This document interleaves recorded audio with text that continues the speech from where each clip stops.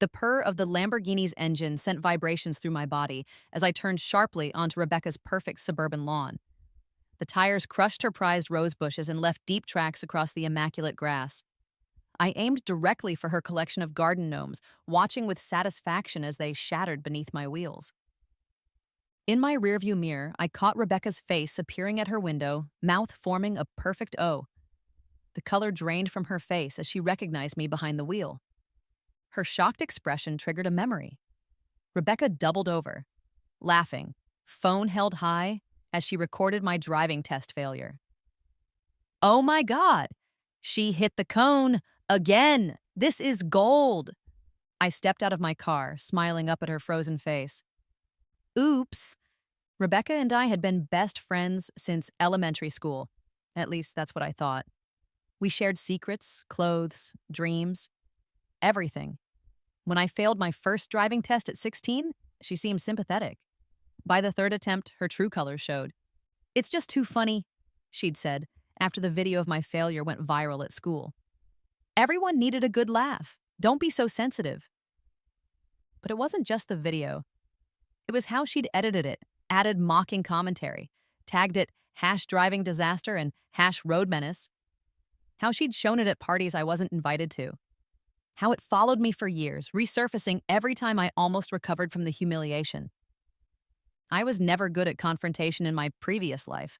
I swallowed hurt like daily vitamins. Then came the others, Jake, my college boyfriend, who dated me for 6 months because of a fraternity bet. Get the awkward programmer girl to fall in love with you. He collected $500 when he dumped me at the spring formal, announcing to everyone that the mission was complete. I still remember the glittering lights, the excitement of my first college dance, wearing a dress I'd saved 3 months to buy. Jake accepting his betting money in front of everyone. Easiest 500 I ever made. She actually thought I liked her. My chest had felt hollow, like someone had scooped out everything inside me. People's laughter buzzed in my ears as I stood frozen, clutching a plastic cup of punch that suddenly seemed absurd in my trembling hand. Then there was Melissa, my own sister, who convinced our parents to let her manage my college fund while I was taking a gap year. By the time I was ready to enroll, she'd invested it all in her foolproof business idea, custom bedazzled phone cases that no one bought, $80,000 gone in rhinestones and glitter. It's not like you were really going to be a programmer anyway, she'd said with a shrug when I confronted her. The scent of her expensive perfume, bought with my money, made me nauseous. You're too soft for tech. I did you a favor. And finally, Mr. Peterson, my first boss at the tech startup where I developed my initial autonomous driving algorithm. He'd called me into late-night meetings to collaborate, only to present my work as his own to the board. When I complained, I was let go for not being a team player. You should be flattered I saw potential in your rough ideas, he had told me as security escorted me out, the fluorescent lights harsh on his smug face. No one else would have given them a second glance. I was always too trusting, too eager to please, too afraid to stand up for myself. Until the accident. I don't remember much about it. Rainy night, slick roads. The irony of finally having my license only to lose control on a sharp turn. The impact. Then darkness. When I woke up, everything was different. I had all my memories, all my knowledge, all my hurt, but I also had access to a trust fund I never knew existed. A distant uncle, a silent tech investor, had left me his entire fortune. $30 million and a significant stake in multiple emerging tech companies. My rebirth wasn't just financial. Something in me had changed. The old me died in that accident, replaced by someone who remembered every slight, every betrayal, every person who had taken advantage of my kindness. I made a list, and I decided to start with Rebecca. It wasn't hard to find her on social media. Her life was an open book of carefully curated images. Her successful real estate career, her charming husband, her perfect home with its award-winning garden. Her profile was public, her schedule predictable. She'd been featured in the local paper recently, top agent closing in on celebrity deal. Apparently, she was trying to sell a mansion to some B-list actor turned director. An actor who, coincidentally, had attended one of my recent charity galas. As I scrolled through her posts, a notification appeared, a friend request from Rebecca herself. I smiled, accepting it immediately. Perfect timing. Oh my God, I can't believe it's really you. Rebecca's voice was exactly as I remembered it, honey sweet with a razor edge. When I saw your profile pop up as a suggested friend, I nearly died. How long has it been? 7 years, 2 months, and 18 days, I said, keeping my tone light as I sipped champagne in her extravagantly decorated living room. Her house party hummed around us, full of people I didn't know and didn't care to. She laughed, a tinkling sound that set my teeth on edge. Always so precise. That's what I loved about you. She leaned closer, her expensive perfume clouding the air between us. I have to ask, what happened to you? Your photos are, well, you look like a completely different person. I smiled. Life has been good to me. Clearly. Her eyes darted to my Rolex, my Chanel dress. You have to tell me everything. What do you do now? Did you finally finish college? Are you married? I answered her questions vaguely, watching her eyes narrow with each non-answer.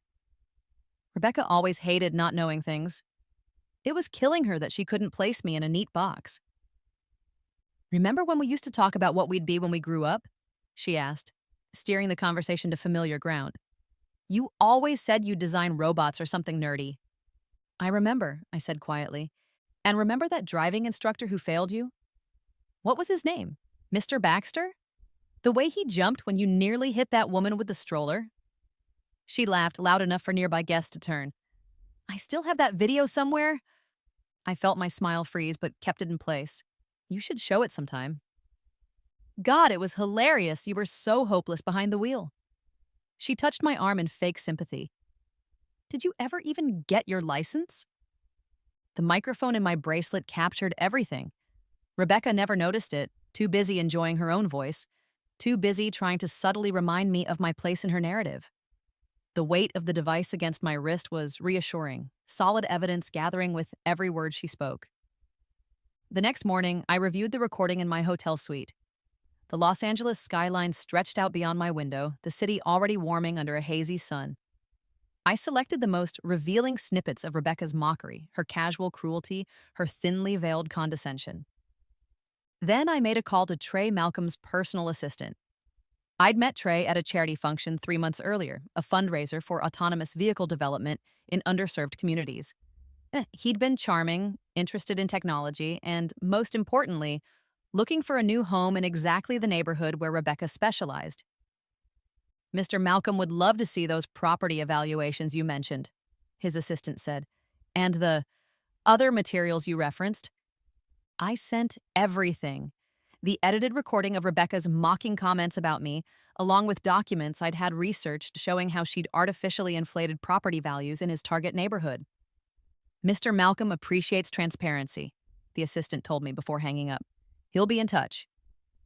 3 days later, I attended the Los Angeles Real Estate Gala, not as Rebecca's guest, though she'd invited me, but as a major donor to the evening's cause. I arrived late, ensuring all eyes were on me as I entered in a red Alexander McQueen gown. Rebecca waved frantically from across the room, patting the empty seat beside her.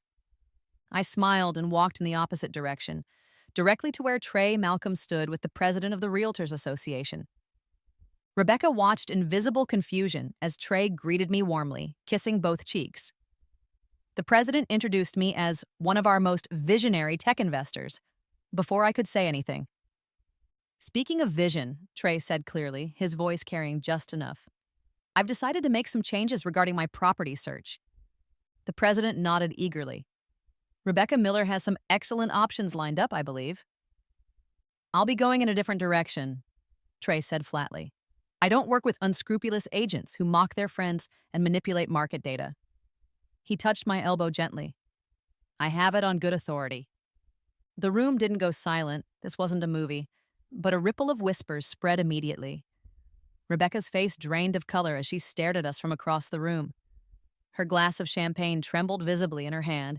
By midnight, she had called me 4 times, each voicemail more desperate than the last. I don't know what's happening, she sobbed in the final one. Everyone's saying I did something to Trey Malcolm. People are canceling viewings. My broker is asking questions. Please call me back. I need a friend right now. My hotel room was dark except for the glow of my phone as I listened to her pleas. The satisfaction I expected didn't come. Instead, a strange hollowness. But I had 3 more names on my list. This was just the beginning. I texted her. So sorry to hear that. Let's meet for coffee tomorrow. I'm here for you. As I set down my phone, I smiled. 1 down, 3 to go, and Jake was next. Miss Chen? Jake Morgan from Pinnacle Financial. Thank you so much for considering our services. Jake hadn't changed much in 6 years. Still handsome in that generic way that helped him connect with clients. Still wearing a too expensive watch that screamed trying too hard. Still with that smile that once made my heart race and now made my skin crawl. He didn't recognize me. Not surprising, he'd never really looked at me back in college, even when we were dating. I was a project, not a person. I've reviewed your portfolio, he said, spreading papers across the conference table. The room smelled of leather and expensive cologne, his too strong and applied too recently. I have to say, for someone your age, you've made some impressive investments. Thank you. I crossed my legs, watching his eyes flick to my Louboutins and back to my face. I've been fortunate. Fortune favors the bold, he replied automatically, flashing that practiced smile. But even the boldest investors need guidance. That's where I come in. I nodded, encouraging him to continue his pitch while my mind drifted back to the spring formal. The glittering lights, the excitement of my first college dance, wearing a dress I'd saved 3 months to buy. Jake accepting his betting money in front of everyone. Easiest 500 I ever made. She actually thought I liked her. The memory didn't hurt anymore. It felt distant, like watching a movie about someone else's life. I studied Jake's face as he talked about market projections and growth potential. Had I really once cried over him? Had I really once believed his lies? Recommend diversifying into these emerging markets, Jake was saying, sliding a prospectus toward me. With your net worth, we could create a truly robust... He paused, head tilting slightly. I'm sorry, have we met before? You seem familiar. I smiled blandly. I doubt it. I've been overseas until recently. He shrugged it off, but I could see him trying to place me as he continued his presentation. Jake had always been terrible at remembering people he deemed unimportant. By the time he reached his closing pitch, his confidence had fully returned. So, Miss Chen, what do you think? Would you like Pinnacle? Would you like me to manage your portfolio? It sounds perfect, I said, reaching for the paperwork. I'm particularly impressed with your ethical investment strategies. Those are very important to me. Jake beamed, already mentally calculating his commission on an 8-figure portfolio. Absolutely.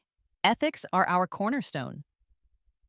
I signed the preliminary agreement, including the addendum I'd had my lawyers prepare. Jake barely glanced at it, too eager to close the deal. Let's celebrate, he suggested, already reaching for his phone. I know a great little, I have another appointment, I said, standing, but we'll have plenty of time to celebrate our partnership. He was practically floating as he walked me to the elevator, already dropping hints about the yacht his boss owned, the exclusive client retreats. Poor Jake. He had no idea that the addendum authorized Pinnacle to conduct a full ethical review of his client history before our agreement could be finalized. Back in my car, I made a call to Pinnacle's compliance officer, a woman I'd met at a financial regulation conference 6 months earlier. We'd stayed in touch, sharing concerns about predatory financial advisors. The paperwork is submitted, Margaret, I told her. I suggest starting with his female clients over 60. We take these reviews seriously, Miss Chen, she assured me. If there's anything to find, we will. There was plenty to find. 3 days later, the investigation revealed multiple instances of Jake steering vulnerable clients, particularly single women and elderly widows, into high-commission products they didn't need. The compliance team found evidence of him falsifying risk tolerance assessments, manipulating consent forms. I received the preliminary report while having breakfast on my hotel balcony. The morning was crisp, the coffee strong, and reading about Jake's impending downfall made both taste sweeter. Jake was fired at 9 a.m. By noon, the State Financial Regulatory Board had been notified. By 3 p.m., his securities licenses were suspended pending investigation. By 5 p.m., his face had appeared in a financial industry publication under the headline, Rogue Advisor Preyed on Vulnerable Clients. At 7:42 p.m., he called me, his voice slurred and desperate. "You ruined me," he said, rage and alcohol making his words thick. The sound of glass clinking told me he was drinking something expensive, probably his last good bottle. "What the hell did you put in that paperwork? Why would you do this?" "Paperwork?" I asked innocently. "I don't recall signing anything final. Must have been a misunderstanding." "A misunderstanding?" he sputtered. "My career is over. My reputation is—" He stopped suddenly. I could almost hear the pieces clicking into place in his alcohol-soaked brain. "Wait, were you— are you—" I hung up, blocking his number with a tap. In my bathroom mirror that night, I practiced smiling. It still felt a little strange on my face, genuine smiles, not the polite ones I'd hidden behind for years. Progress. Next on my list, Melissa, my sister, my blood, my betrayer. "You look incredible," Melissa said, running her fingers through her unwashed hair. "I almost didn't recognize you." We sat in a coffee shop near her rundown apartment complex, the distance between us more than physical. My linen dress and her stained sweatshirt, my manicured nails and her bitten cuticles, my calculated composure and her evident anxiety. The cafe smelled of burnt coffee and desperation. A barista wiped down sticky counters while eyeing the clock. Music played too loudly from speakers that needed replacing. "How's Claire?" I asked, referring to her 4-year-old daughter, the niece I'd never met until last week when I'd accidentally bumped into them at the grocery store. "She's good, smart as a whip." Melissa's eyes darted to mine, then away. "She asks about you now. Her aunt—" "That's nice." I kept my voice neutral, hiding the twist in my chest. Once, Melissa and I had been close. Once, I'd dreamed of being the fun aunt to her future children. Before she stole my future to fund her failed business. "Look," she said, gulping her coffee, "I know things between us have been complicated, but seeing you again, it feels like maybe everything happens for a reason, you know?" I raised an eyebrow. "Does it?"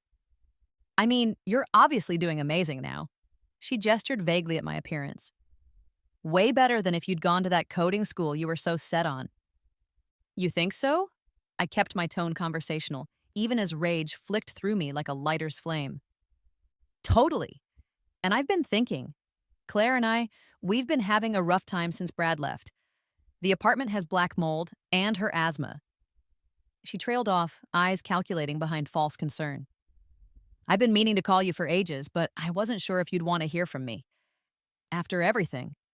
After you stole my college fund, lied to our parents, and blocked my number when I found out," I supplied helpfully. She flinched but recovered quickly. "I was in a bad place. I made a horrible mistake. But we're family." She reached across the table for my hand. "Doesn't family forgive?" I looked at her fingers on mine. Once I would have forgiven her immediately, pathetically grateful for any crumb of reconciliation. The old me would have emptied her bank account to help just to feel needed. Instead, I said, "I have a guest house that's sitting empty. You and Claire could stay there while you get back on your feet." The naked relief on her face should have brought me satisfaction. Instead, I felt a strange hollowness. "Really?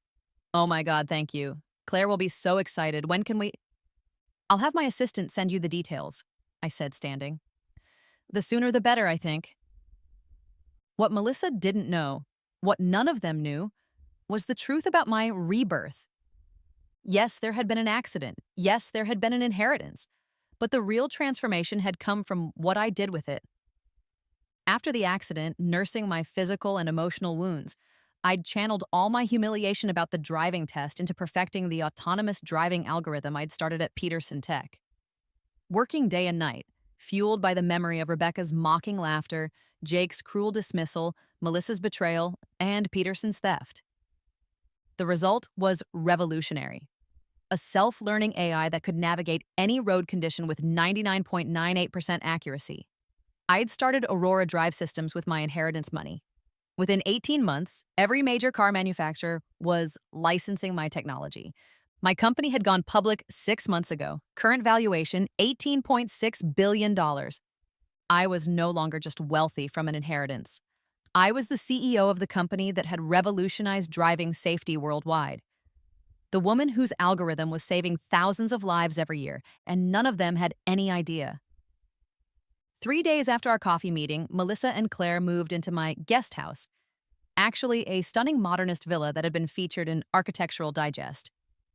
Melissa spent the first day opening and closing the smart appliances, running her hands over the Italian marble countertops, taking selfies by the infinity pool. I watched it all through the security system, noting her greedy exploration of every expensive feature. She never once looked at the framed photographs I'd placed throughout the house. Pictures of our parents, of us as children, of the family we once were. On the morning of the fourth day, I received a panicked call. "There are people here with cameras." Melissa's voice was shrill in my ear. "They're saying something about a magazine shoot. They know my name." "Oh, that," I said calmly. "I forgot to mention the house is being featured in Modern Architecture Monthly tomorrow. They need some lifestyle shots." "But they're asking me questions about Aurora Drive Systems. They think I work for you or something." I smiled into the phone. "That's strange." "One of them showed me a Tech Insider article about you. Is this real? Are you seriously the—" "I'll be there in 20 minutes, I said, ending the call. When I arrived, I found Melissa pacing the living room, her face a storm of confusion and growing anger. Claire sat on the sofa, happily drawing with the expensive art supplies I'd left for her. "What the hell is going on?" Melissa demanded as soon as I walked in. "You're some kind of tech billionaire now, and you didn't think to mention it?" "Must have slipped my mind," I said, bending down to admire Claire's drawing. "That's beautiful, sweetheart. Is that a robot?" "It's a self-driving car," Claire said proudly. "Mommy says you make them." "I do." I smiled at my niece before turning back to my sister. "The photographers need about 3 more hours. They'd like some shots of the family enjoying the space." "Family?" Melissa spat the word. "Is that what this is about? Making me pose for pictures like we're one big happy family after you tricked me?" "No tricks," I said calmly. "You needed a place to stay. I had one available. But the magazine wants authenticity. A simple interview. They'll ask how you feel about living in a house designed by your sister, about how we've reconnected after years apart, about your thoughts on Aurora's mission to make driving safer for everyone." Her face paled. "I'm not doing an interview." "No?" I tilted my head. "That's unfortunate. Because my actual offer, the one I was going to make after the photo shoot, involved a real job at Aurora. Health insurance that would cover Claire's asthma treatments. A trust fund for her education." I sighed, "But if you're not comfortable with a simple interview, you're blackmailing me. I'm offering an exchange, your public acknowledgement of what happened between us in return for actual help." I crouched down to Claire's level. "Hey, sweetie, would you like to see the art studio upstairs? There are some special paints I think you'll love." After Claire bounded up the stairs with my assistant, I turned back to Melissa. "The photographers will ask about our past. I'd appreciate honesty." Melissa's face contorted. "You want me to tell strangers that I stole from you? To humiliate myself?" "I want you to tell the truth," I corrected just once. She stared at me, finally seeing what Rebecca and Jake had missed, that I wasn't the same person anymore, that the accident had changed more than my circumstances. "When did you become so cold?" she whispered. I considered the question seriously. "Probably around the time I had to drop out of college and work 3 jobs because my sister stole my future." The magazine came out a month later. In it, there was a beautiful spread of the guest house, with Melissa and Claire pictured enjoying the garden. And there was a small sidebar interview in which Melissa spoke candidly about past mistakes and the long road to forgiveness. She got the job at Aurora, Claire got the health insurance and the trust fund. And I got the truth, publicly acknowledged at last. 3 down, 1 to go. Mr. Peterson's email arrived exactly when I expected it to, after Aurora Drive Systems announced our expansion into European markets. After our stock jumped 22% in a single day, after my face appeared on the cover of Forbes. "Dear Miss Chen," it began, "I was delighted to see your tremendous success with Aurora. I always knew you had exceptional potential during your time at Peterson Tech. I would love to reconnect and discuss potential synergies between our companies." I read the rest with clinical detachment, noting his careful avoidance of how our professional relationship had actually ended. No mention of stolen algorithms, terminated employment, or the NDA he'd forced me to sign under threat of industry blacklisting. I had my assistant schedule a meeting for the following week. Tell him I'm always happy to reconnect with early career mentors, I instructed her, enjoying the irony. The Peterson tech offices had changed little in 5 years. Same beige carpeting, same fluorescent lighting, same desperate energy of a company perpetually 6 months from insolvency. I was escorted to a conference room where Mr. Peterson waited, grayer but still with that same predatory smile. Eliza, wonderful to see you. He stepped forward as if to hug me, then seemed to think better of it and extended his hand instead. You look magnificent. Success certainly agrees with you. Thank you. I shook his hand briefly before taking a seat at the head of the table. His usual position I noted with satisfaction. I've been following Aurora's rise with great interest, he said, settling into a chair. Your autonomous driving technology is revolutionary. But then, I always knew you had that algorithm's potential. Remember those late nights we spent refining the core concepts? I remember many things about those nights, I said evenly. If he caught my meaning, he didn't show it. Those were exciting times. The foundation of what would become Aurora was really built right here, in a way. He smiled benevolently. I like to think I had a small hand in your success. Is that why you wanted to meet? To claim credit? His smile faltered slightly. Not at all. I wanted to discuss a partnership. Peterson Tech has developed some complementary systems that would integrate beautifully with Aurora's platform. We could call it a mentor-protege collaboration. The market would love the story. I smiled thinly.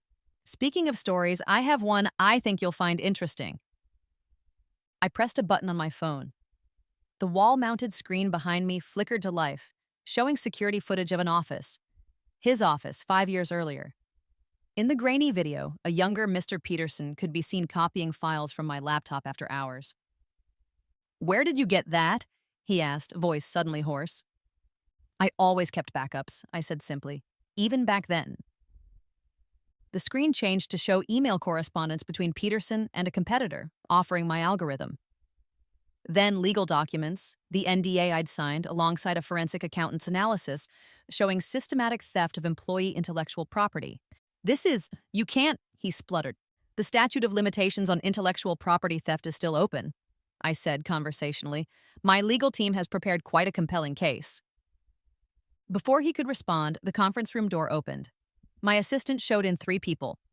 Rebecca, looking polished but tense, Jake, unshaven and hollow-eyed, and Melissa, holding a company tablet and avoiding everyone's gaze. What is this? Mr. Peterson demanded, half rising from his chair. A job interview, I said. Of sorts. Rebecca stepped forward first, professional smile firmly in place despite her evident confusion. Eliza, thank you for the invitation, although I admit I'm not sure why. You're here because I'm considering acquiring the building next door for Aurora's expansion, I interrupted. We'd need a real estate agent familiar with commercial properties in this area. Jake straightened his rumpled tie. And you called me because Aurora has a small investment division. We need advisors who understand ethical compliance, someone who knows exactly what not to do. Mr. Peterson looked between us all, comprehension slowly dawning. You know these people? This is some kind of setup? No setup, I said calmly. Just an opportunity, for all of you. I stood, smoothing my skirt. Let me be clear about what's happening. Each of you betrayed me in the past. Each of you took something from me. And now, each of you wants something from me. The room was silent, air thick with tension. Rebecca, you humiliated me at my most vulnerable moment, then used that recording to destroy my social life. Jake, you used my feelings as a fraternity punchline. Melissa, you stole the money I needed for education. And Mr. Peterson, you stole the work that could have launched my career years earlier. I looked at each of them in turn.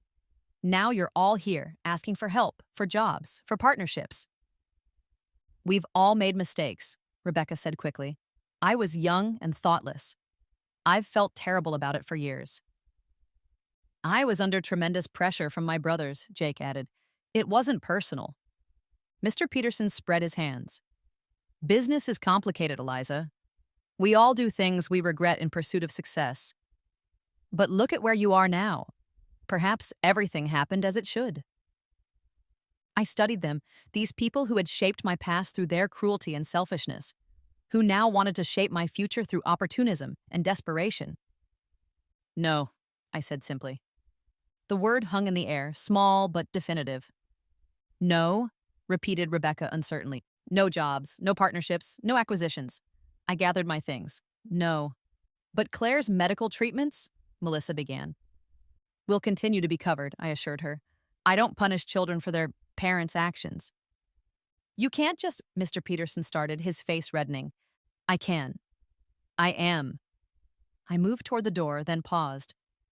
You know, I've spent years planning these moments, imagining the perfect revenge for each of you. But now that we're here, I realized something. I looked around at their anxious faces. You were never worth the energy. I left them sitting there, walked out of the building where my career had nearly ended, and got into my waiting Lamborghini. 20 minutes later, I turned that same car onto Rebecca's perfect lawn, completing the circle that had begun with her recording of my driving test failure. The sand was warm beneath my bare feet as I walked along the shoreline, watching the Caribbean sunset paint the sky in impossible colors. My private beach stretched in both directions, empty except for seabirds and the occasional crab. 6 months had passed since I'd said my final no in that conference room. 6 months of focusing entirely on Aurora's future instead of my past. The revenge I'd so carefully orchestrated had brought closure, but not happiness. That, I discovered, I had to build for myself. Aurora was now developing specialized autonomous vehicles for people with disabilities. The Angela Chen Scholarship Fund, named for my mother, was sending 50 underprivileged students to coding academies annually, and I was learning, slowly, to trust again. Miss Chen? The video conference with Tokyo is scheduled for 8, called my assistant from the deck of the beach house. Thank you, David. I'll be there in 10. I took a moment longer with the sunset, breathing in the salt air and feeling the gentle breeze against my skin. Today we would finalize plans for self-driving vehicles accessible to quadriplegic users, technology that would give independence to thousands. My phone buzzed with a text from Melissa. Claire got an A on her science project. Thank you for the books. I smiled, typing back, tell her Aunt Eliza is proud. Our relationship would never be what it once was, but it was becoming something new, something honest. As I turned to head back to the house, I spotted a young woman further down the beach struggling with driving lessons in the sand, a notoriously difficult skill. Her instructor looked frustrated, waving his arms as she stalled again. I detoured toward them. Having trouble? I asked. The girl, maybe 17, looked up with embarrassed tears in her eyes. I can't get it right. I'm never going to pass my test. Mind if I help? I asked the instructor, who threw up his hands in surrender and walked a few paces away. I crouched beside her driver's side window. I failed my test 3 times before I passed. What's giving you trouble? Later, walking back to my beach house as the last light faded from the sky, I reflected on how far I'd come from that humiliated girl in the test car. How the very thing that had once been used to hurt me had become my greatest strength. I slid into the driver's seat of my car, not the Lamborghini, but a more practical vehicle equipped with Aurora's latest system. I could have let the car drive itself, but instead I took the wheel. I didn't look in the rearview mirror as I pulled away. There was nothing back there I needed to see anymore.